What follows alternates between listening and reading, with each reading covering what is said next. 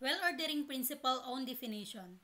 The well-ordering principle says that all the positive integers are well-ordered.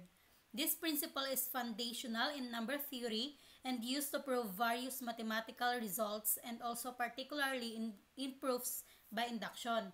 The well-ordering principle is a basic idea in math that helps us understand how positive whole numbers are organized. It tells us that there is always a smallest number in any set of positive whole numbers. This principle is really important in number theory, which is a branch of math that deals with properties and relationships of numbers.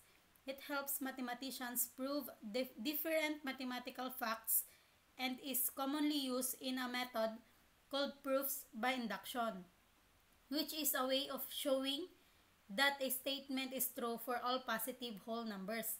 In simple terms, the well-ordering principle helps us understand how positive whole numbers are organized and is a key tool in proving mathematical results. That's all po. Thank you.